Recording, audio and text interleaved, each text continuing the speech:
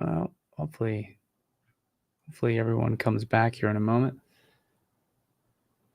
Sorry, guys. My live stream cut off.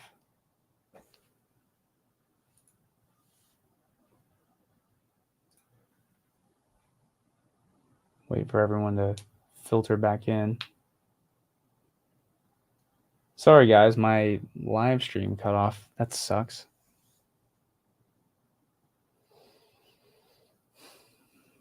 That's very disappointing. Comments. 0 mistakes. Yeah, I know. Dang it, man. I'm trying to get it to... let me go back in the studio and fix this real quick. Sorry, guys. Sorry. Will somebody remind me where we were? We were looking at head 10, weren't we? There we go. Let's do Olmec heads. All right. It's all right. We get a part 2.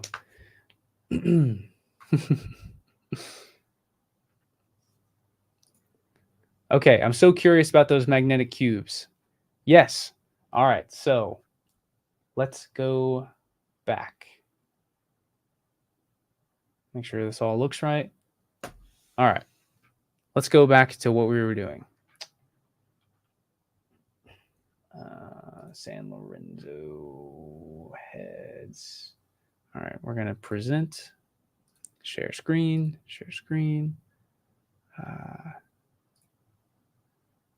Share this screen. Here we go.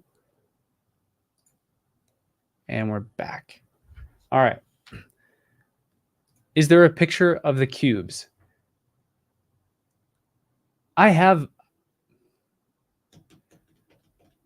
They're either on my phone or they're on my hard drive, but we may be able to find some of them on Google, but it's a really obscure thing. So see these, not sure if you guys can, there we go. See these cubes right here? I saw these cubes in real life. I mean, they're right next to it. Look at that. Look at these cubes that go all the way around. Now that right there is a jade earring, so don't get that confused. Look at these cubes that go all the way around. And there's small fragments of paint left on these Olmec heads. These right here would have been green. These are black, just like the cubes are. Let's see. Hit the like. Yeah, hit the like button again, everybody. Do your job. So, but no, I appreciate everybody hopping back on. That sucks that it ended. But here are these cubes here again. So let's look up San Lorenzo Olmec magnetite cubes. Oh my God, have other people done this too? All right, we're going down the rabbit hole. Everyone prepare. Just arrived at the site of San Lorenzo, so we're going to go and check out the one Olmec head they have here and some of the other amazing stone pieces and see if we can actually go and find the actual mound site as well. JJ's just pointing out the beads that are in the museum here are very similar to what we see on the actual sort of hat or the headgear of the great Olmec. Wow.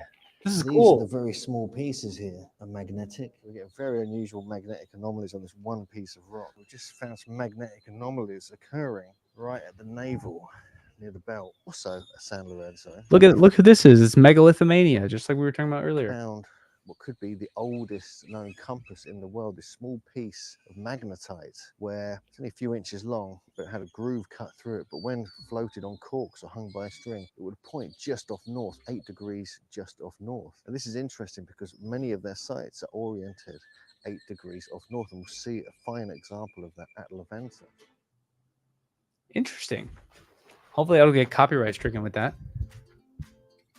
That was crazy. Cool. Well, megalithomania is on that. Wow, how cool. Okay, let's see if we can find more photos. A magical aerophone from the Olmec infrared. I'm not sure if you guys can see it right up there.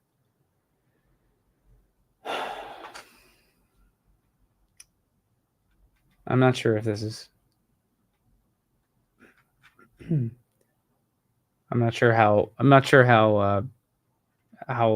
credible this all is. I won't make you guys read this. But if you want to, I'm taking this link here and I'm dropping it in the chat. If you guys want to go read that, you can. I just put it in the chat. Cool. Okay, let's come back to this screen. So here's one of the excavations that were done, and they found the magnetite cubes buried in one of these. But this right here is what they looked like. Interesting. They also had these magnetite and obsidian mirrors that have some of the highest polish of anything found in the ancient world. Here's another one. Look at the polish on that. Jade mirror. Just amazingly. Yep. Look at the wow.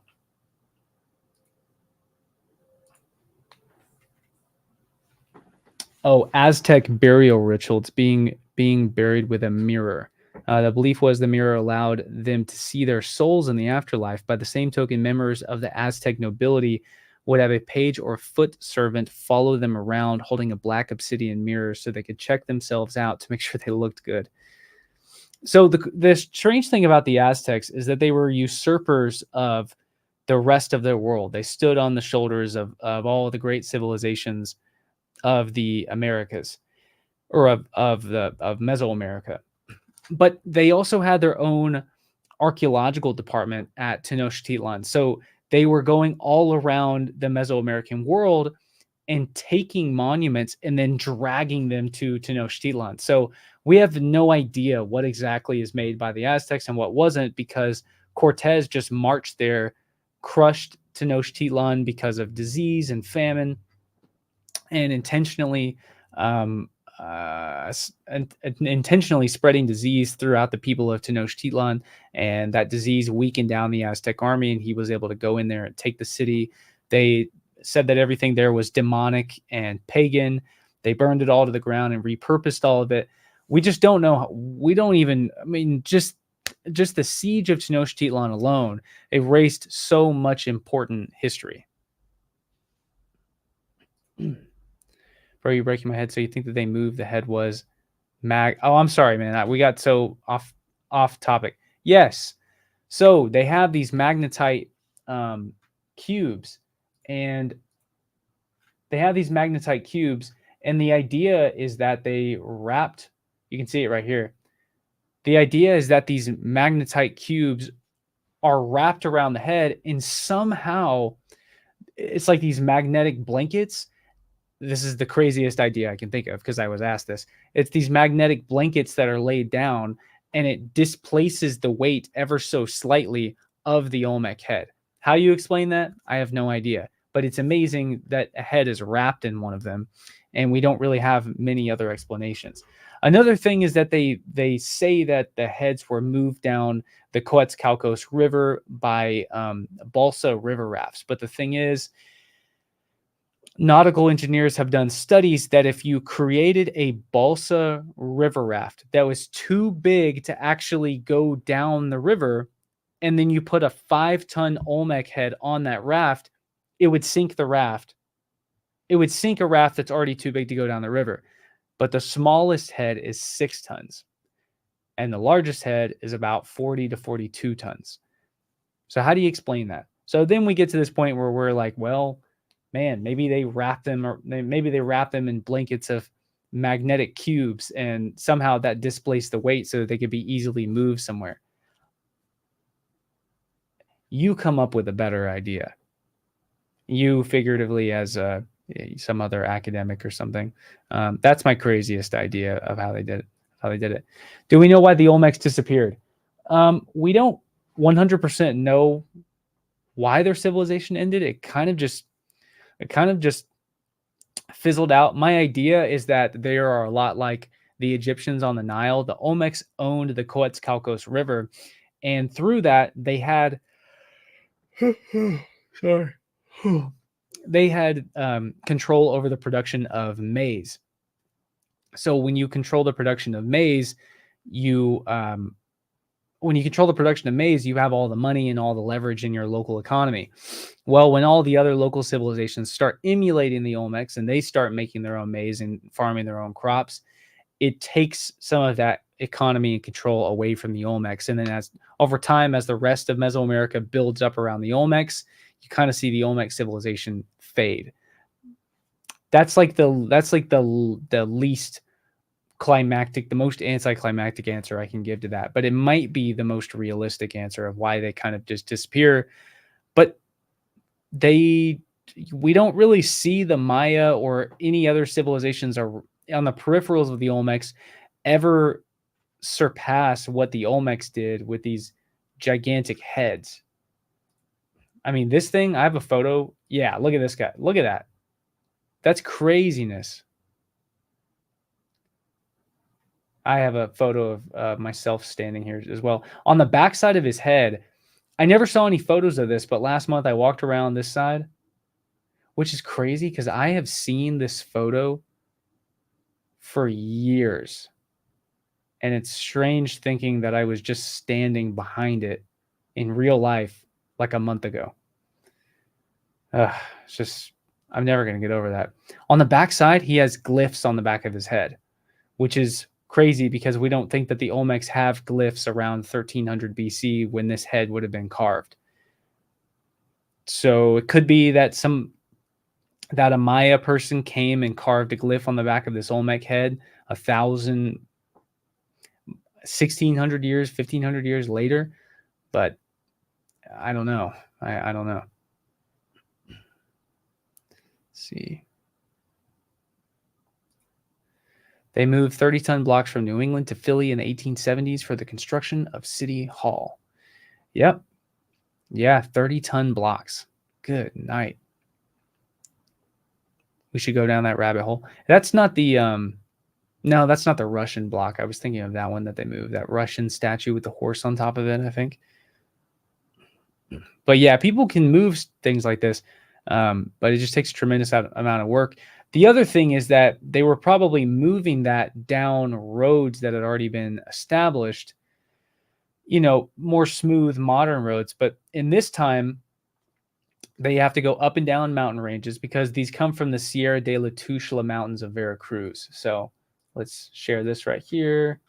So La Venta is somewhere right here. San Lorenzo is so here's the Coetzalcoatl, the city. Here's the river that they go down. San Lorenzo is somewhere along this river. Let's just look it up. San Lorenzo archaeological. There we go. San Lorenzo Tenochtitlan. So San Lorenzo is, no, it's not actually this field. This is the museum. The real city is somewhere out here in these fields. It's crazy. They just farm over it. They just build farms right over one of the world's most important ancient cities. That's insane to me. But so the first city is here, and then the quarries are in the Sierra de la Tuxtla Mountains at the bottom of these mountains here. And I think that some of the quarries are over here, but they're mostly from here. And you have these basalt quarries at the bottom of this volcano, which is, it's just volcanic rock. But they had to drag it all the way down here across the river to wherever San Lorenzo Tenochtitlan was. So you're going up and down and up and down and up and down these valleys. Let's get an idea of, that's not easy terrain to pull all of this through, especially when all of this is thick vegetation and you have to get it over these canyons or through these canyons here.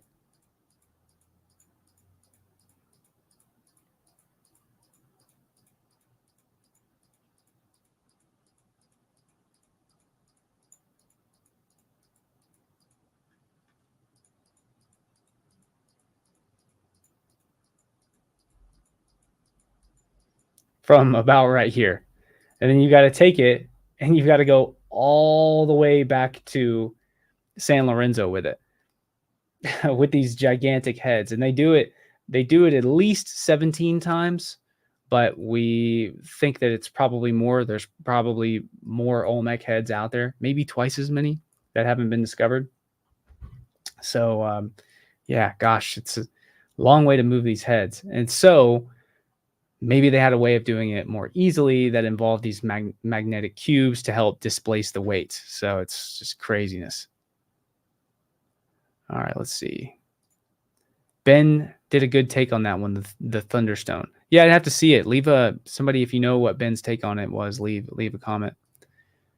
John, they didn't have lumber to make long cranes though. All of the trees grow crooked because of the arid conditions. Yep. So it's a mystery. They don't have the type of lumber to make great rollers either. So I mean, there are big trees in some of these places, but not necessarily in the Olmec heartland. So it's tough to make really sufficient rollers, and we don't really think that they were necessarily. I mean, they were dragging it of some kind, or maybe they had trees imported from somewhere else. I mean, we know that Olmec jade. So the Olmecs live here. We know that Olmec jade comes from here in Guatemala. So they have these trade routes coming up. So maybe they're importing lumber as well to transport them. We have no idea what the Olmecs were capable of. We're going to run out of Olmec territory. Yeah, and their territory was pretty big once upon a time. Probably this entire area here, this whole area, which is a huge chunk, especially during these remote times. Because I mean, you had the Maya who were all out here, but the Maya weren't the Maya were never a united civilized empire. That's why you don't hear the term the Maya Empire. You hear, the Maya culture, the Maya civilization. These were all city-states that fought each other. They could never unite like the Olmecs did. So the Olmecs were united here. You got Zapotec area here, and you've got Aztec that comes later out here. Let's see. Trees from the north. I don't know. I would love to see evidence of it because I think that'd be freaking really cool. Do you think the Phoenicians met with the Olmecs? I think it's pretty possible. I'm not going to go down this whole rabbit hole right now because we need to get to the vases. But so the Phoenicians are right here in this area, Jordan, Syria, Lebanon. And so at around 900 BC-ish, they launched these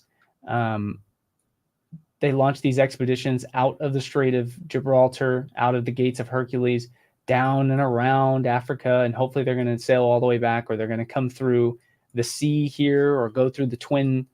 Let's see, yeah, they're going to come back up through the twin rivers and make it all the way back to Lebanon, or they're going to try to come up is this the Gulf of Suez? Hold on, I'm sorry. This is the Red Sea, isn't it? Yeah, the Red Sea. Come up the Red Sea and get back to Lebanon. Well, the thing is, there's been a couple experiments that have shown that if you push a boat a little bit too far out of the Gates of Hercules, it will drift all the way across the Atlantic Ocean down into the Bahamas. And if they were in the Bahamas, they might island hop. They see all these primitive civilizations, nobody they can commute with or communicate with. They start going down the coast, and then boom, all of a sudden they meet with a civilized civilization on the mouth of the Quetzalcoatl River. It's possible because we see what look like, to me, depictions of Phoenician-looking, Middle Eastern-looking people on Olmec iconography. Here, I'll show you guys. So let's look at Olmec Monument 13. Share this tab. So you can see this guy right here. He's got a beard. He's got a turban. He's got a flag. He's wearing shoes. Maybe it's some kind of tall boot here. This footprint icon is indicative that he's a traveler, as well as these icons here. He's also got like a thick mustache. None of this is indicative of a Mesoamerican person. This doesn't look like any other imagery that we see in Mesoamerica as far as headwear. This big, thick Santa Claus looking beard is not common in Mesoamerica. Shoes, they're not wearing shoes. They maybe sometimes have sandals of some kind. And flags actually originate along the Nile River when the Nakata cultures would put flags on top of their boats to let people know, who they are and where they're coming from. This is very extremely Middle Eastern. We also see this guy appear in other places. This monument has been roughly dated to also around 900 BC. So it's possible. It's probably one of my favorite theories. Yeah, Tigris and Euphrates, the twin rivers. So yeah, that's kind of my theory as far as if the Olmecs did meet with the Phoenicians. Okay, next up we're gonna do a flash run on this on the new vases. So let's see, scientist against myth. Is that right? Yeah, scientist against myths. Here we go.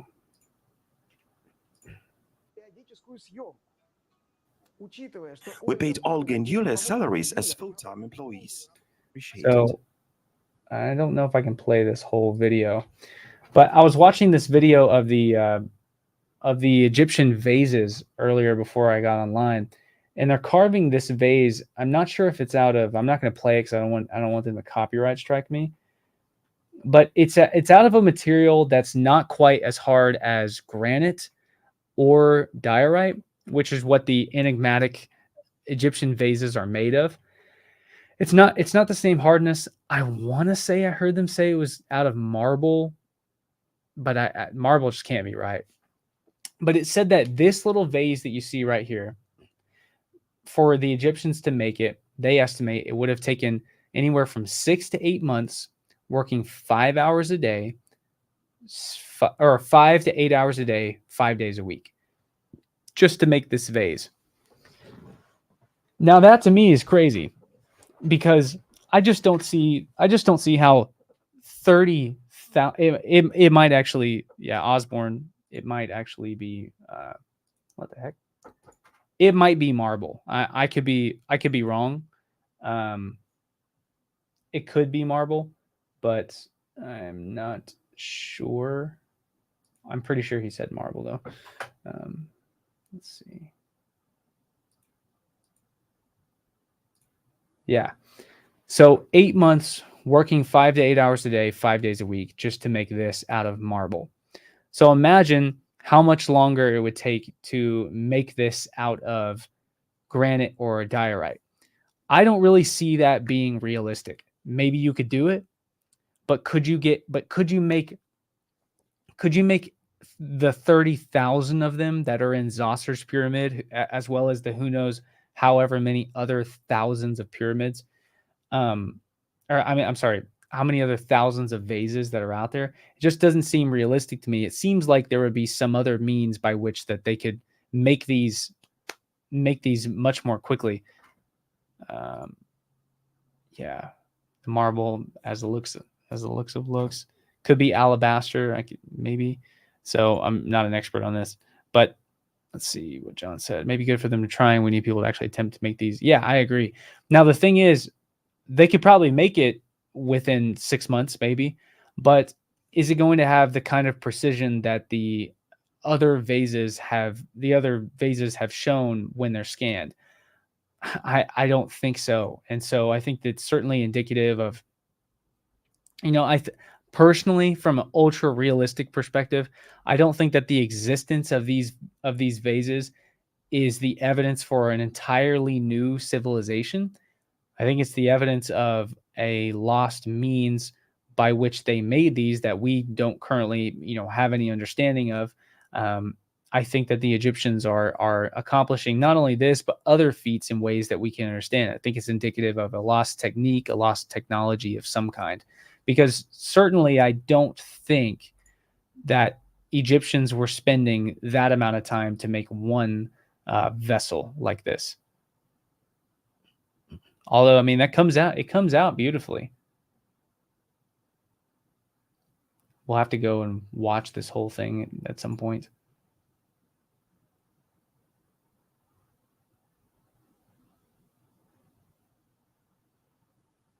Let's see. Yeah, but I mean, that's not, you can see here, I believe that they can make these by hand. To me, that looks like it's made by hand. I guess, I mean, I know it's not polished, but the kind of precision sharp cuts that you see on actual genuine artifacts, that's not what these guys are making. And I could be wrong. They might polish it up here, make it look a lot better.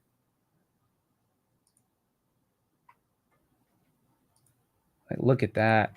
Look how beautiful those are. Wow, look at that right there. What do you guys think? Is this one diorite? Or is diorite darker than that? That looks like look at all this pottery here. Melodic Method. Hey, thank you so much. I appreciate you becoming a member. Thank you very much. Have you heard of the Hongshan culture linked to Olmec? No, I haven't. Let me write this down, though. Hongshan culture. I'm going to write that down. Link to Olmec. Stefan, thank you for the big 2 as well. Leave a comment. Tell me where the Hongshan culture comes from. When I read that, I think of something Chinese. Am I right about that, or am I wrong? Like, I would imagine that I'm wrong. Their diorite vase showed slightly more precision when compared to a dynastic Egyptian vase. Really, Zamog, the ones that the scientists against myths made. That is amazing. I need to go watch that then. Now, are these vases? Let's turn it up. Here are the results of the measurements of one vase from the Pushkin Museum. And here is the data on Olga Vdovina's vase. As you can see, our unfinished vase is in the horizontal section closer to the perfect circle than the ancient Egyptian example. Wow. Similarly, compare the wall thickness in one of the sections. Here are the details of the museum vase. Here are the data for Olga's vases. Incredible. The upper walls of our vase are actually thinner than those of the museum item. What I love about this experiment, Let's go back. Than those of the museum item. Incredible. The upper vase. Here are the data for. Okay, so I'm not trying to be overly critical, but I mean, you can see an amount of symmetry on this vase that's not on this one. It's not me being overly critical. I believe them when they say that perhaps the drill tube is more of a perfect circle. Vases. Incredible. The upper walls of our vase are actually thinner than those of the museum item. Yeah, so their upper walls are thinner. So basically what he's saying is that the walls on the inside of the vase, theirs become thinner than the actual Egyptian vases. But that doesn't speak to the rest of the symmetry and the precision by which the originals are made. Not discounting what these guys are doing, but just saying. What I love about at some point we'll have to go and do a full rabbit hole down these videos and watch them together. But there's some things that I have to do to prepare the live stream to watch things that are going to be copywritten. I don't believe that at all. Yeah, I don't know. We need to do a deep dive on this, and I'd love to have somebody like Matt Bell or Ben or someone on, really anybody who's an expert in these vases to talk, because you hear sometimes these broad sweeping statements by people who are doing this research, and I don't have any reason to think that they're being intentionally really dishonest, but sometimes people can sweep over things that they leave context out that's really important that you wouldn't have known otherwise. So let's see. I don't trust their videos, though. They never verify their findings. Oh, do they really not? Interesting. I'm not an expert on scientists against myths. This is just something that people have been sending me recently since it's been on Joe Rogan. I'm not an expert on the vases either. Let's see. What's interesting is that with a rock, chicken bones, and a loincloth, they got that level of precision thousands of times. A rock, chicken bone, and a loin cloth. That's pretty funny. Yeah. Well, it's just the fact that they exist at all is what's mind blowing, regardless of how you think that they did it or who did it. The fact that ancient people actually took the time to make these out of stone when they could have just had pottery is just, God, why would somebody embark on this? They had to be out of their mind, or they had developed a way to do it much more easily, which I would think that is the answer. Interesting. It's cool that these guys actually build the old tools themselves, though. Gosh, it's hard work. Let's see. Luke, I found your channel recently after Joe's podcast with Graham and Flint. Keep up the good work. Your videos are easy to watch. Hey, thank you so much. I try not to, I try not to speak in my videos or speak in such a way where it sounds like that I'm speaking to other people who are academics or trying to impress anybody. I just, I want this to be an escape and something that's fun for people to dive into and listen to. I feel like sometimes when academics speak, they're speaking to impress other academics rather than win an audience of people over, and then they wonder why nobody cares to listen to them. It's because they're not bearable to listen to. This is all supposed to be fun, That's a worry rabbit hole to go down. Yes, we're going to go down this rabbit hole all together someday. We're going to do a long stream where we sit down and we watch nothing but Vase videos for the entire stream and learn. Basically, if you don't know anything about the vases before that live stream and you stick around to the end, you'll know everything about them at the end. That's something I definitely want to do. I want to do things where I'm jumping on and, if there's topics I want to learn about, because I spend so much of my time studying Central American, Mesoamerican, South American iconography and metal, gold cultures and how they trade back and forth, and studying LiDAR maps to try to find ancient ruins and this, that, and the other. And I'm interested in the vase stuff, but I don't have the time to go in and check it all out. But I think that a good thing, knocking out two birds with one stone is I need to spend more time with you guys on here. And so maybe we all sit down together and I'll announce it and I'll say, hey, we're going to do a vase. We're going to do a vase watch party, and we're going to watch every single vase video. We're going to watch Ben's videos. We're going to watch David Miano's videos. We're going to watch these Scientists Against Myths videos, and then we're going to come up with what we think about it afterwards. Let's see. It was easy. That's kind of what I imagine. Another similar thing is that the Romans actually erected more obelisks than the Egyptians did, but the Romans never really write about how they did it. So it's sort of indicative of like it was an understood thing. Like, well, why would we write that down? We know how to do this, So maybe similar thing with these vases, that it was easy to do it, and the means by which.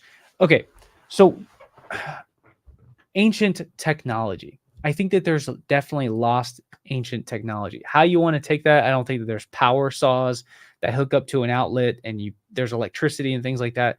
But I think that they are harnessing the natural world the way it's meant to be harnessed, and they're able to produce products and monuments the way that quote unquote God intended, where it's a perfect, simple, non-upgradable technology that doesn't leave a trace of what you've done, if that makes sense. If it's not preserved in a way that's meant to be preserved, you're not going to be able to see it 5,500 years after the fact. The means by which you made it is not going to be there because there's nothing left, because it's a clean form of technology. That's sort of what I think. Compared to many Minutemen, you're a gentleman and a scholar. Yeah, man, that guy. I'm sure he's cool. I've seen him on some podcasts when he's with people, and he's very polite. But in his videos, I think he can go a little hard on people. And I just don't know if that's the way to build your brand, to build your online presence. Being too overly critical of people, and I just don't think it's a classy way to go about it. But thank you again for the big two, Stefan Kalin, or Callan or Colin. Thank you very much. If they had real tech to make the vases, would they not have used that tech in many more applications than mere vases? I don't know. I have no idea. I mean, you can kind of see it in some of the cores that they're being drilled, similar technology, right? Would they not use it in many more applications than mere vases? Well, you see architecture of the similar time. You see megalithic architecture in the pre-dynastic Egypt. You also see it in prehistoric Egypt. So you have the Naqada cultures. You have the divide between Upper and Lower Egypt before the Great Unification of 3100 BC, and you see megalithic construction there with, really finely cut, I guess precisely cut. I know that word is so overused, but precisely cut blocks that fit perfectly up against each other. You don't need mortar or anything like that. That was around before the unification of Egypt. Then you have this early dynastic era that's kind of this dark age, but we see some megalithic construction coming out of that. And then, of course, you get to the pyramids.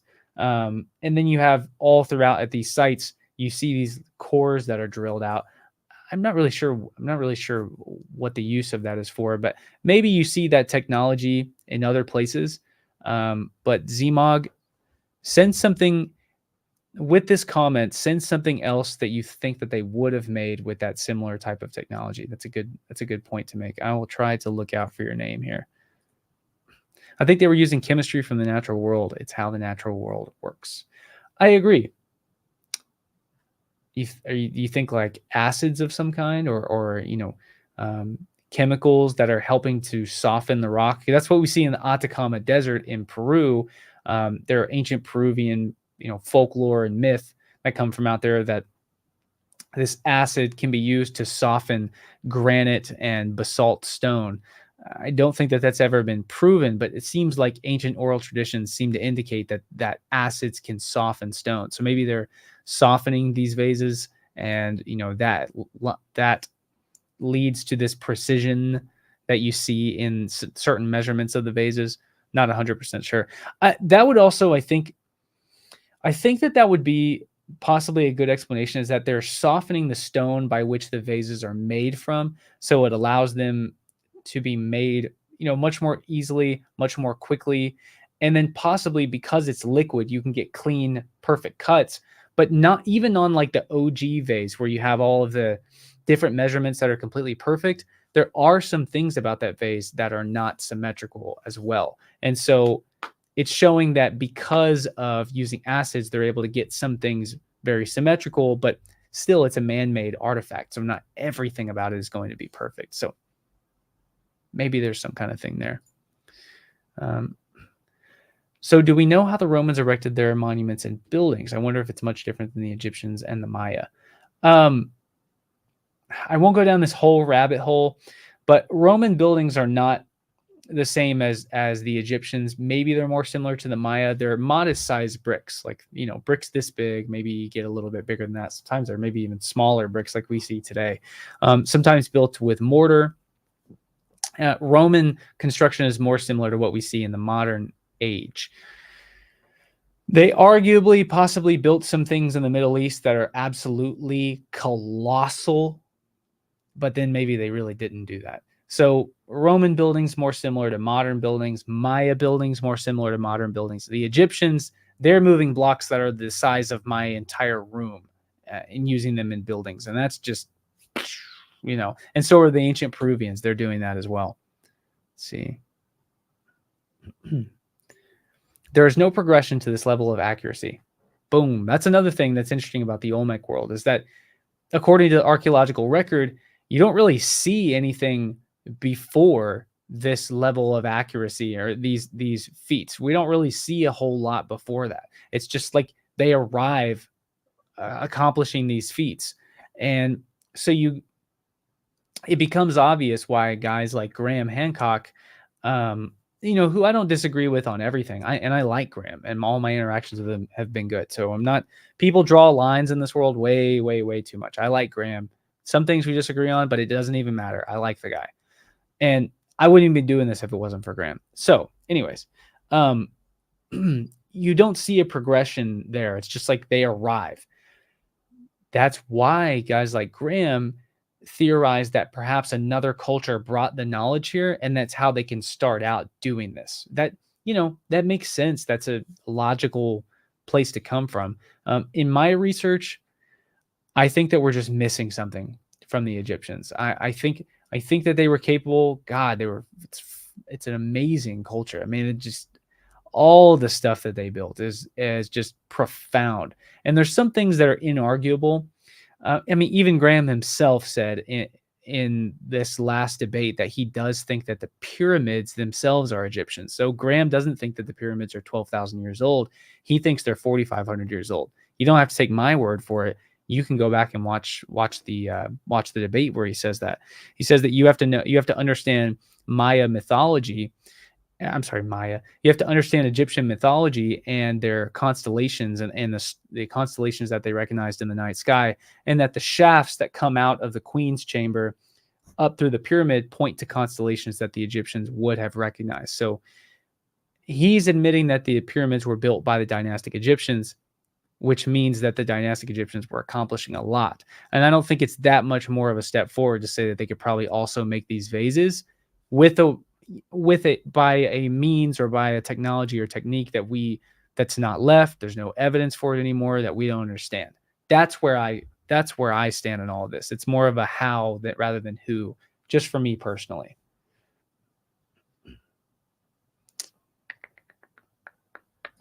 Okay. You're all assuming they're vases, but what if they're not, but components to a said technology? There's a lot of energy talk on channels now. I don't know. I don't know. We're all talking about something that happened 5,000 years ago at the least. I mean, think about that. We may as well be talking about things that happened on Mars. We're not connected to this in any way. It might as well be Lord of the Rings because it's so long ago. We have such a little understanding. If I spent the rest of my life studying this, I might come close to a vague image of what life was actually like back then, a very, very vague, inaccurate image. But I think that they probably were vases meant to hold something. I don't know what, as simple as flowers to the organs of somebody. They would take organs out of people's bodies and put them in vases so they could be preserved in the afterlife. And maybe that's such an important concept that people are having these indestructible vases created so that their vital organs or their heart can be put into the vase where it's protected for all of eternity, and they're so good at what they do that they're able to make this. Or maybe it's completely decorative. Like if you're a ruler in pre-dynastic Egypt, it's kind of a flex to have other people from around the ancient world come into your home and you just casually have all of these vases that nobody else has ever seen anywhere else in the world that looks like pottery that's completely made out of stone. I mean, imagine, okay, get into the mind of an ancient person. Okay, let's be anthropologists here. Get into the mind of an ancient person. They're very familiar with pottery, right? They're very familiar with pottery. Everyone there can make pottery. It's the soft, malleable clay, right? How much of a flex is it on another ancient person to say, yeah, your little pot's nice. Look at this thing I made out of granite. You can't do that. Can you imagine how much this cost me to pay people to make this for me? You can't do that. It's conspicuous consumption as well. It's obvious that these are wealthy people that are making these things. So I don't know about the use of them, but the fact that they exist is mind-blowing. And I'm just, trying to get into the mind of an ancient person. Pottery would have been a big, big, big, big, big, big deal. I mean, big deal. And we don't think about it. We don't interact with pottery, but it was a huge deal to all people in the ancient world. And to be able to make pottery out of the hardest stones that anyone's ever seen, that would have been a big deal, a big psychological impression that you would have made on other people in the ancient world. Let's see.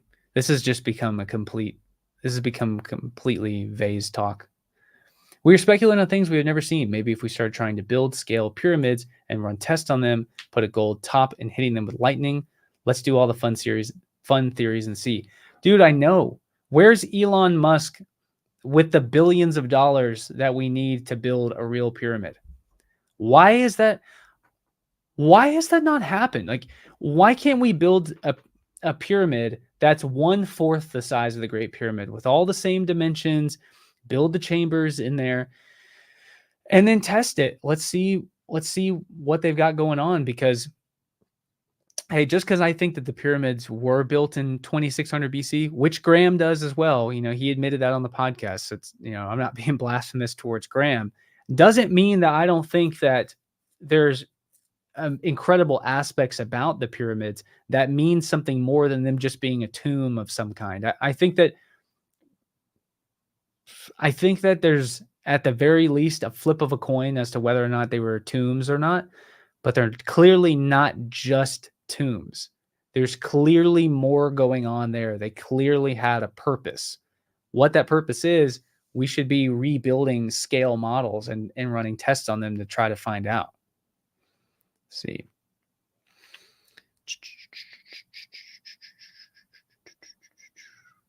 Problem is, Percy Fawcett had written about stones softening by birds for their nest in his journals. I'm not recalling that from the book of the Lost City of Z. Maybe it's in there. Have you read, Jeremy, have you yourself read the book Exploration Fawcett that has the compilation of his journals? Because that is really interesting. It's something I've heard before, though, that this bird poop in ancient Peru and Bolivia, Bolivia is not far from where he went missing in the Mato Grosso region of Brazil, that there are birds out there whose poop is so acidic that it can be used to soften hard stone, like andesite, granite, basalt. Super interesting. Leave me another comment, Jeremy, and I'm gonna look for your name.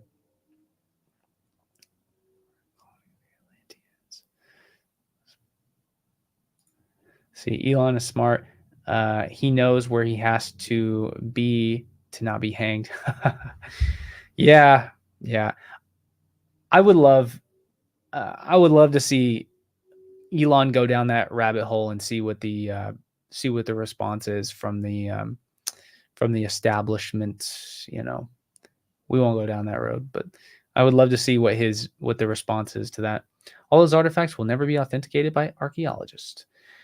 Yeah, that's a tough thing, is that a lot of Egyptian has been mined for its artifacts since, ancient Egypt was ancient to the ancient Egyptians. It's been around forever. These artifacts have come and gone. And I understand the point of view from a really, really conservative Egyptological point of view, that a conservative Egyptologist is not going to go, so this artifact came off of a black market? Okay, well, it's definitely authentic. Let's start studying it and make that biblical for what we teach future Egyptologists. I understand that. At the same time, they're kind of vehemently against the idea of these being real artifacts. And they say, oh, well, we can't prove where that came from. If you don't have a photo of that from its provenance, from where it was excavated from, then we're not going to study it. Dude, people have been excavating ancient Egypt since they were in ancient Egypt. This has been going on for 3,000 years. People have been excavating Egyptian artifacts, and they've been moving all throughout the world, especially when the French got there under Napoleon and true Egyptology started. So it's one of those things. It's one of those things where I don't discount these Egyptian vases that, say, Matt Bell has and Adam Young has. I think that they're real. And I think that it's just too much effort and too much precision, and different. It's all different sizes of these vases that are speculated to be fakes for them to actually be fakes. I think you would see multiple of them that are the exact same vases. You at least see one time where somebody made a vase the same way twice, and we don't see that.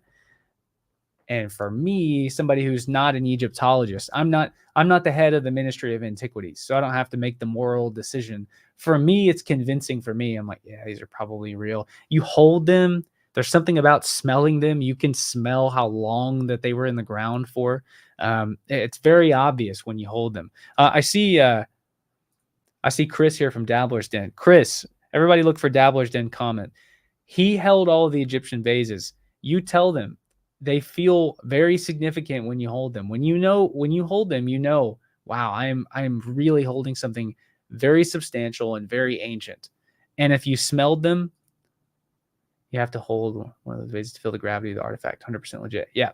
Yep. Yeah. It doesn't hit you until you hold it. Zmog. Yeah. Yeah. Ancient Egyptians excavated ancient Egypt more than anyone else. 100% true. Zmog, I appreciate your super like objective, conservative, comments, but you still know that you still able to acknowledge that they, I guess, the reality of the mystery behind this. But yeah, these artifacts have been being passed around in people's hands for at least 3,000 years. I mean, Hatshepsut's, her temple was looted, and they had to remove her body during ancient times, maybe 1300 BC, and place her in a different tomb. So they've been excavating Egyptian tombs since during the time of ancient Egypt. What's up, Jose? MJ, name derives from Amerigo Vespucci, the Italian explorer who explored the new continents in the following years on the behalf of Spain and Portugal. Yeah, it's thought that possibly the word Americas comes from Amerigo Vespucci. Wouldn't surprise me, but I need to kind of go down that rabbit hole to be sure, since I'm an American anthropologist. But I've always just kind of taken that for truth on the surface, but I'm not sure. They all have perfect balance and spin at a center point. Fascinating artifacts. They really are. Even if they're not 12,000 years old. You know what? Speak of the devil. I shouldn't say it publicly. Damn. I can't say it. I will someday, but it's not my news to break.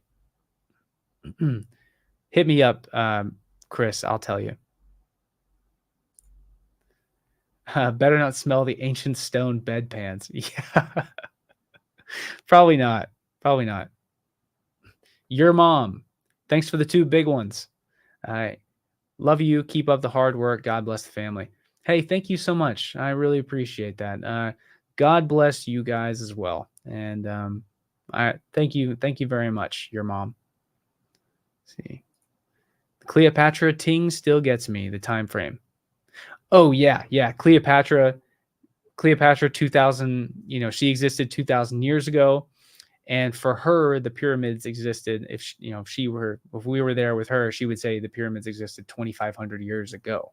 So we are closer to Cleopatra than she was to the time of the pyramids. So that's how old they are. So I think sometimes people are, I'm sure there were a ton of people that were disappointed by the fact that Graham Hancock, concedes that the pyramids are 4,500 years old, but there's no reason to be disappointed by that. 4,500 years ago is a long ass time ago. A really, really, really long time ago. I mean, think about, you don't know anything that was going on 2,000. I mean, we hardly know anything that was going on 2,000 years ago anywhere in the ancient world. Okay. 2.5 times that is how long ago the last pyramids were built. Zoster's pyramid is 2650 BC. 2650 BC. That's a long time ago. If from Zoster until the time of Moses, which Moses is about 1250 BC, what is that? 1,400 years, 1,400 years, or is it longer? Somebody do the math. What's 2650 minus 1250? I'm terrible at math, by the way. That's why I'm a history guy. Let's see. Yeah, I knew that there was a Meru tribe. Yeah, I knew that there was an Meru tribe, so I know that those stories can get mixed up. And sometimes they say that sometimes they say that the Amerigo Vespucci thing is like a way that Europeans sort of even like colonize the name of America to sort of take that identity away from indigenous people. So it's a tough thing there. It's kind of like what Graham and Flint Dibble were touching on, where the story of this light-skinned god comes to save the indigenous people. It's like Graham is arguing, well, are you saying indigenous people are naive enough to be hoodwinked by Europeans to usurp their religion? And then Flint is like, it's racist to say that they would have a light-skinned god come to save them, because they wouldn't have had any concept of people with lighter skin. So I don't know. It's a big gray hot topic area, and probably not something that we can ever 100% definitively prove. Let's see. I'm more concerned about the how than I am about the when, honestly. I get that. The when is kind of ubiquitous with the who. So I get that. I think I'm more concerned with the how as well. That the how is more interesting to me. I mean, yeah, I agree. Let's see. Would love that rabbit hole on the name of America, on the origin of the name of America. Yeah, let's do that someday. Let's do a watch party on that. I'm gonna write that down. Watch party ideas. Hey, you guys send in the comments. If we were to do a watch party where, say, I got on like a Friday night or a Saturday night or a Sunday night or a Monday night, and we were just going to go down a giant rabbit hole to learn about a topic together, tell me something. Origins of the name America. We're going to do a vase watch party at some point. So you guys are going to have to you're going to get popcorn, go get a drink, go do something, because we're going to sit down for like 3 or 4 hours and just learn an entire topic. Let's see. Yeah. People were red-haired and fair skin. Yeah, there were. I mean, there were red-headed people who had fair skin living in Peru. So I don't know. I mean, the idea of saying that indigenous people could have come up with a story about a lighter skinned god. I mean, in the ancient world, they didn't have the concept of racism like we do today. They saw things completely differently. It was all it was culturism. If you didn't buy into the culture, you were looked down upon. It didn't have anything to do with the color of your skin, like everyone is so stuck on today. So I don't know. I kind of feel of two ways about it. I mean, I can understand the argument of, if it really was made up by Europeans to kind of implant in indigenous people's minds that people with lighter skin were going to come and free them and save them from their savage ways someday. If that's really how it happened, yeah, it's pretty, I mean, it's a kind of a racist thing. But I also get Graham's point where he's like, do you really think that the Native Americans can be duped into injecting an entirely new aspect of their mythology just based on what Europeans tell them? I get that, because Native Americans were genius people as well. They weren't savages like they were painted out to be. So I feel of two ways about it. 3 hours, my popcorn wouldn't be done at that time. Damn, man. How much popcorn are you eating? I thought you were talking about at least 6 hours. Challenge accepted. We can do a 6-hour watch party. What do you guys want to do it on? Okay, let me check it. LiDAR search party. Oh, Chris, we're definitely going to do a LiDAR search party at some point. That's a must. Chris just sent me the best LiDAR map that I have ever seen in my life, and I should have been recording when he showed it to me, because my mind was blown. All right, let's go down. Let's see people. Ancient Cusco watch party. All right, let's make that a Inca watch party. Inca sites, maybe not necessarily their culture, but we'll be down for a watch party. All right. Okay, origins of the Lost Islands Anunnaki connection. You'll have to tell me more about that. I don't know much about the Lost Islands Anunnaki, because Anunnaki, I mean, that's Mesopotamia. So what islands, where would those islands have been? Is that like the Azores type of thing, or is it somewhere else? Let's see. Pause.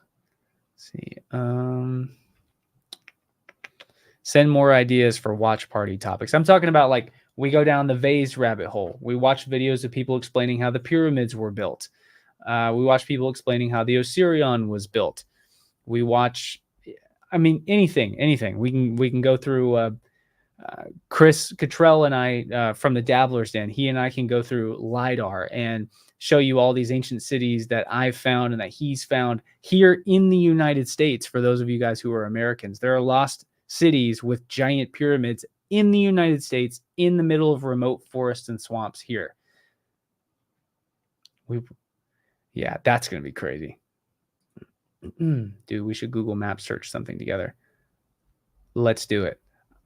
There's a lot out there. There's a lot out there. Show Luke those Pimple Mounds. Yeah, there's some cool stuff out there. Watch party serpent mound builders. All right, let's do it. Writing this down. Serpent mound builders. Cool. Let's see. Stem and yeah, you know, it's every conversation ends up stemming into something that I never even intended it to. What are your thoughts on the theories that the Aztecs came from Utah, in parentheses, Aztlan? I think that that's probably what happened. Maybe, maybe not Utah in particular, but somewhere in that Four Corners region of the American Southwest. The story is that they emerged from these caves and that they wandered down into the Mexican Valley before conquering it. I think that the origins of the Aztecs I know that they still haven't been discovered, but I think that the origins of the Aztecs themselves are somewhere here in the United States, along with a hell of a lot of other ancient cities that haven't even been discovered in the US. And that sounds mind-blowing, but Chris Cottrell and I are going to show you guys that there are hundreds, maybe thousands of pyramids in the United States. They're earthen mound pyramids like the Olmecs built that are in the United States, completely untouched. I'm sorry, you guys have been staring at these ancient tools this whole time. Let's just bring it back here. Okay, let's see.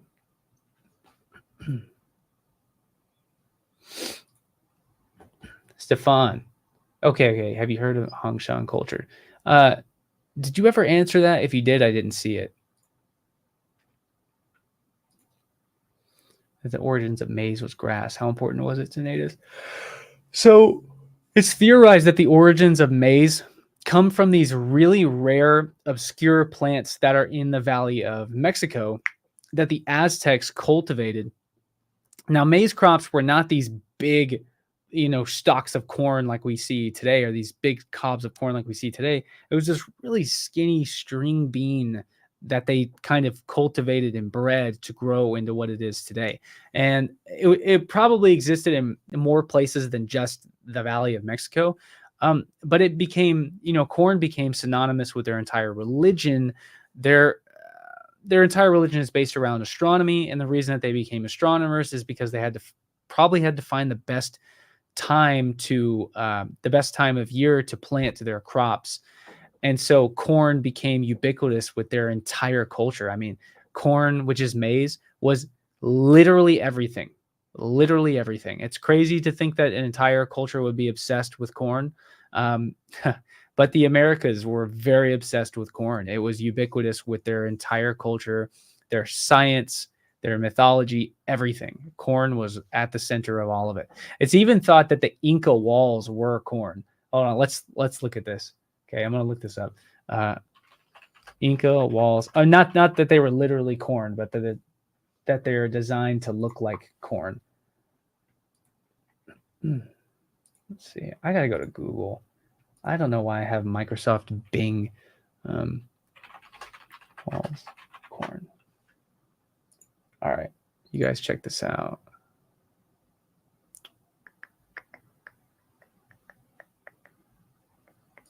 Just right. How do we, okay. Branch. All right. So look at this.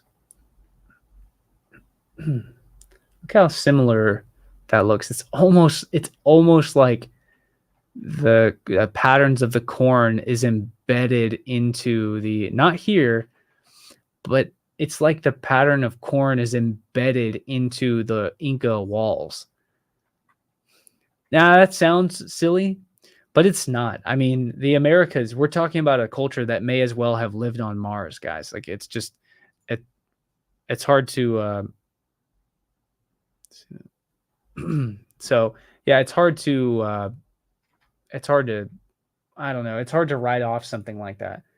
So you can't really write off anything in the Americas. They were a strange people, strange culture who are nothing like us. Wait, what? Yeah.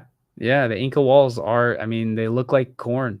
And it could just be a coincidence, but that's awesome. I've never heard of that. You're right. It's very similar. Yeah. I mean, I show this to people and some of them are like, I don't know. But no. I mean, you guys saw in the last live stream before I accidentally destroyed it somehow, that every single thing in Maya artwork is symbolic. These were incredibly sentimental, symbolic people who didn't waste their time, at least monumentally, doing things. So it may not be just a coincidence that Inca walls look like corn.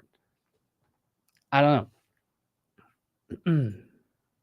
Is there proof that Africans were already here before the arrival of Europeans? I've seen a lot of African Americans claiming that they were here already. I think that is a pretty kind of like an Afrocentric idea, people who really promote, African ancient mythology, I guess. It's possible, that you had some really amazing cultures in Mali, Africa. But we don't really, if Africans were here before Columbus, it depends to what extent. Did they come over here and then they were slaughtered as soon as they got off the boat? Or, maybe a ship gets lost from the Mali Empire and then they arrive and maybe they assimilate into the culture. You might see the DNA evidence, somewhere in American people of African DNA that goes back that far. You would see that in the genetic code, and we don't really see that. If the reality was that they got off the boat and they were, scared, and then they had to defend themselves and they were all killed, sure. I'm sure that happened a lot. I mean, we know about Spaniards who arrived in North Carolina that made it very deep in North Carolina before they were killed. And at these big mound sites, they dig down and they find Spanish swords and armor. So sure, I mean, you probably had a lot of cultures from the ancient world showing up in the Americas, but they probably weren't. They probably weren't all assimilating and becoming a part of the culture or teaching the Americans anything. They probably killed, as that tended to happen a lot to Europeans as well.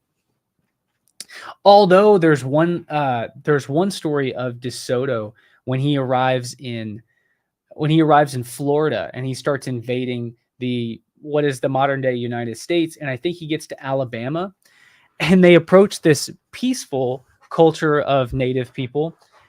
Just try to imagine what it would be like for the natives. You go around your world and there's not a lot of cultural diversity.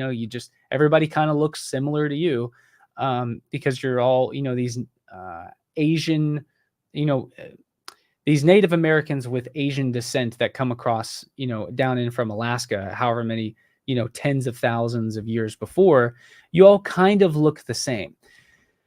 Now, all of a sudden, you have these guys in this shining white armor with skin like mine walking up to you. That would just be so bizarre to experience as a Native American person. But they come across this indigenous village in Alabama, and there's a white guy there, just living amongst all of them. And he walks up and he goes, "Hey guys, yeah, I've been living here for the last 10 years. I got lost on a boat and they killed everybody on my boat other than me. So now I'm married to the chief's daughter. I've got 2 wives here. I've learned how to speak the language, and I'm, living amongst the native people, and then DeSoto slaughtered all of them. So, it's just there's a bunch of crazy stuff that happened in the discovery of the New World. So yeah, it's cool story.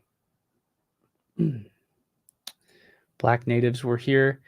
It's possible, and it's possible that there were people who came over and assimilated into the culture, but the DNA evidence isn't there. It's not like Africans came over here and built civilizations. They could have, a few people could have gotten shipwrecked and then became a part of the culture. That's possible. It's certainly possible, actually, because you could have had an African become shipwrecked in South or Central America, maybe even North America, and they assimilate with the local people. They have children, and then their children die from famine before they can have children, or all of their children die from malnourishment, as ancient babies tended to do, and then that DNA evidence doesn't continue. So it's possible. Egyptians weren't black. Egyptians were black. They were white. They were Middle Eastern looking. They were Nubian, Greek, Egyptian. They were everything. Egypt is the melting pot of Africa. It's everybody from the Middle East has got to come through Egypt to get into Africa, and everybody from Africa has got to come through Egypt to get to the Middle East. So it ends up becoming this melting pot. Then later you have the Greeks show up. So then you've got black skin, you got brown skin, and you got white skin people living all together in Egypt. So Egypt is everything. It's like the US. You just have every race from everybody around living there. Originally, though, I think, 70,000 years ago in Egypt, you had people that were pretty dark skinned, but even then you had people from the Middle East coming in. So they kind of have that yellowish, like burned orange looking skin, and then as you get further south, it quickly becomes like, as soon as you hit Nubia, they have your traditional, chocolate kind of skin color. Let's see. What did the oldest Egyptians look like? Probably still a mixture of Middle Eastern people with kind of that orange skin color, and then you would have had your traditional sub-Saharan, like chocolate skin, dark-skinned African people, all coming up and down the Nile River. So probably still the same, even like 70,000 years ago. Let's see. It's entirely possible that the Mexica bloodline lives on today in today's Mexicans, with centuries of blending and mixing. The ancient lineage may still flow in the veins of modern descendants. Yeah, it does. I mean, you go to Mexico, those are the descendants of the ancient cultures that were there. They all kind of, hey, lovely, thank you so much. And good night to you as well. They all kind of, eventually they were forced to, a ton of them were killed off during disease. Let's just start there. 90+% of Native Americans were killed due to disease and famine when Europeans showed up, and they carried disease from Asia and Africa and Europe as well. And they exposed the Native Americans, they weren't savages. They were very clean. And so they didn't have the immune system to defend these multiple waves of diseases constantly coming in. So 90+% of all of the populations, of the Americas were just decimated. And that's over 100 million people. So the survivors intermingled with the Spaniards, and their descendants are the people who live in Mexico today. That's why you can travel all over Mexico and see all these different looking Mexican people, because they have a very extremely varied DNA, just depending on who was able to survive and where.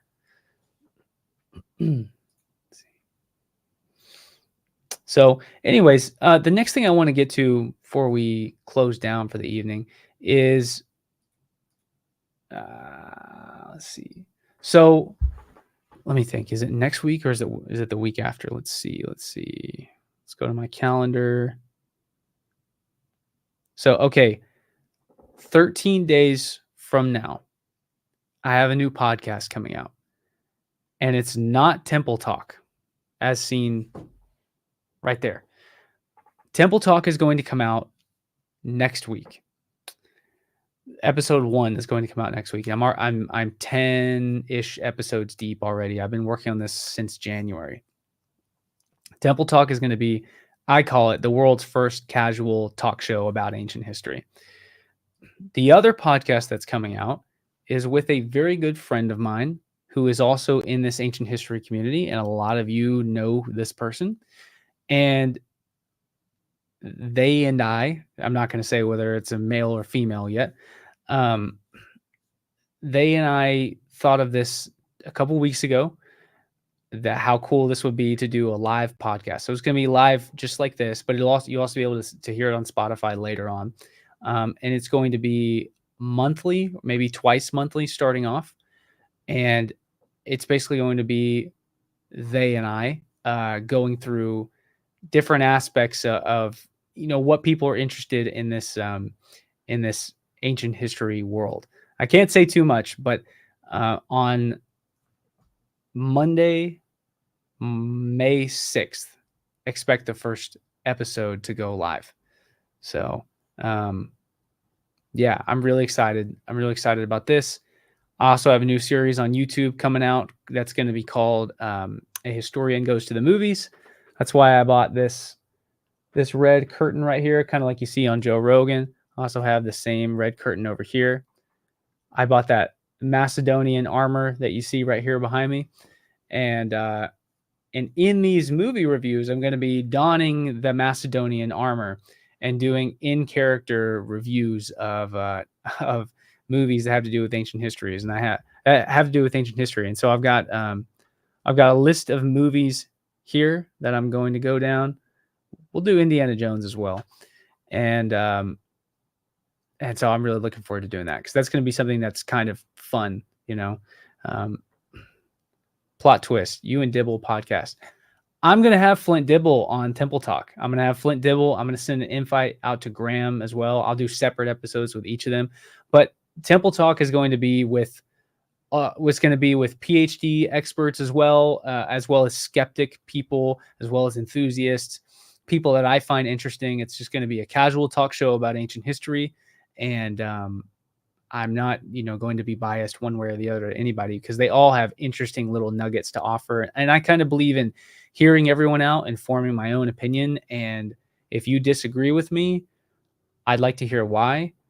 If we still disagree, oh well. If you could be nice to me, I'll be nice to you. If you're, gosh, you see people attacking people over what they think about ancient history. Wow. Like, what the hell is that? It's ancient history. Why do you care so much about what someone else thinks about it?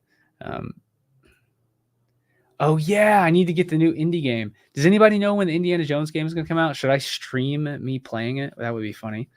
I have to I'll have to don my I haven't worn the hat in quite a little bit. Let's see. Yeah, maybe I should stream me playing the indie game. Should I do it on here? Yeah, I'll do it on the main channel. Who cares? Fall of this year. All right, it's coming out. Let's do it. If they are calling you a racist, it ups the challenge? Yeah, well, nobody can call me that. That's for surely. I don't even study white civilization, really. I mean, I like Greece and Rome, but mostly I study Egyptians and Native Americans. No time soon, I'm sure. Maybe next year. Well, somebody said it was of the fall, but who knows? It'll get to the fall and then they'll push it off. We have to be adults here and be humble and eyes open and ears to truly listen. Yeah, exactly. I thought that the Joe Rogan debate got way too personal, way too emotional. It needed to be more evidence based.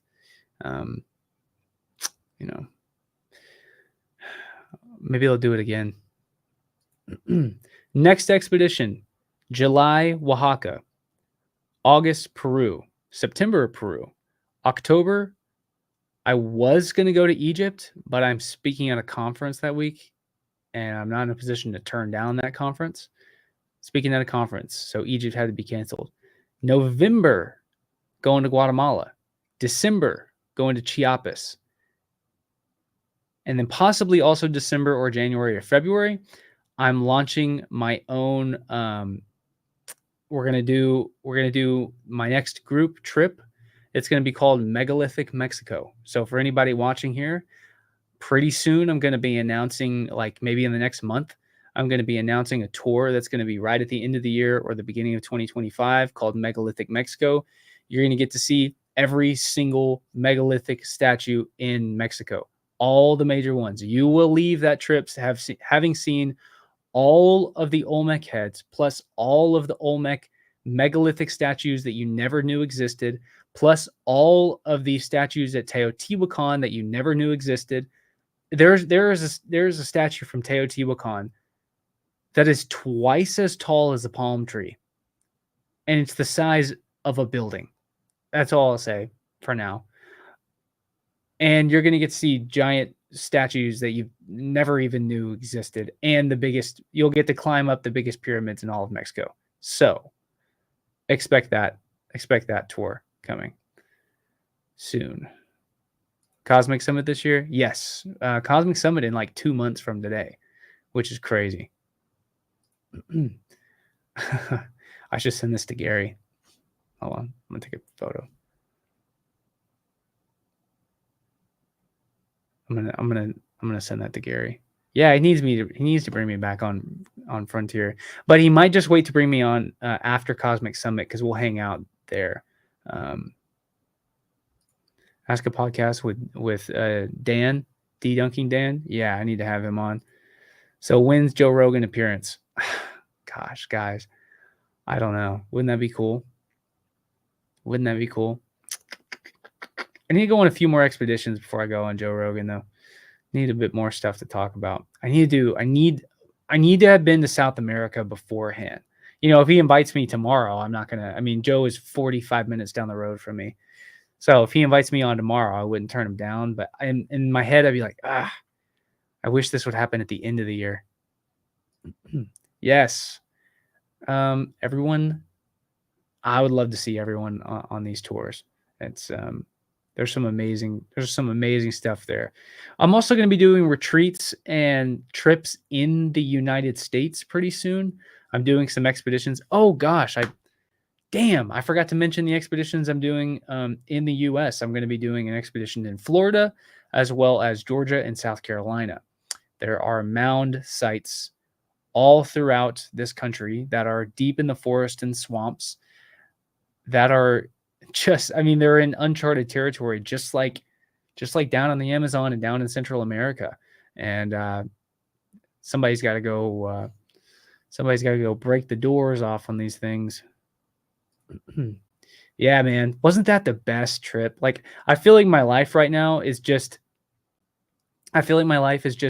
getting as fast as I can through my life to get to the next tour. Because, man, it's so much fun. I wish I could just take the same people with me every time. Looking forward to many more trips, John. John's coming with me on my Florida and South Carolina, Georgia expeditions. Those are real expeditions.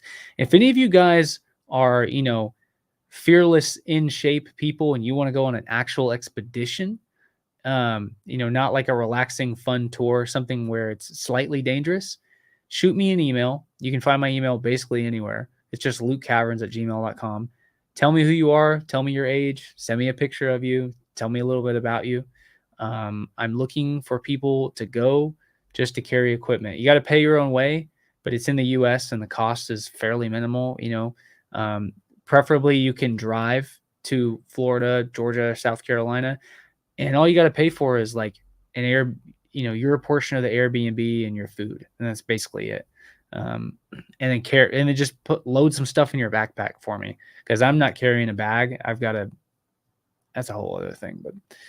But Joe only talks to who he wants to talk to, though. Gotta get to the biggest uncharted. Gotta go get the biggest uncharted questions. Invest in LiDAR. I believe that would help your channel. Yeah, we're gonna be doing some stuff with LiDAR pretty soon.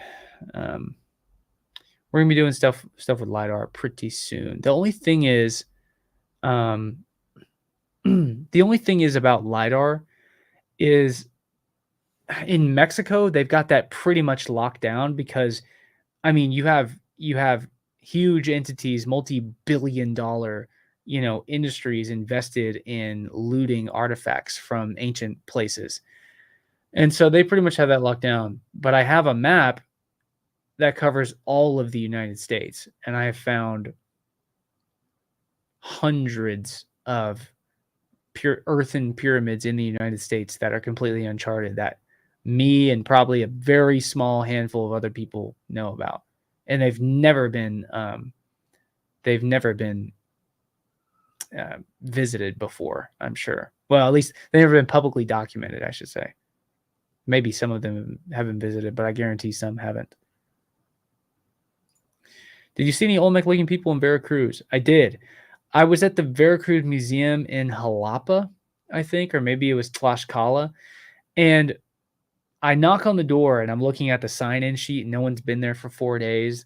And before the last person that was there 4 days ago, there was nobody there for another 4 days. And this guy that opens up the door is this 6'4", chubby looking, fat face, big lip, big nose man that looked like a freaking Olmec head. He looked exactly like an Olmec head, the guy who was running the museum. And it was just overwhelmingly clear in that moment. I mean, I didn't really have a doubt as to whether or not the heads are actually indigenous people, but it was just very obvious that there was one standing in front of me. So it was cool. Blake, good night, man.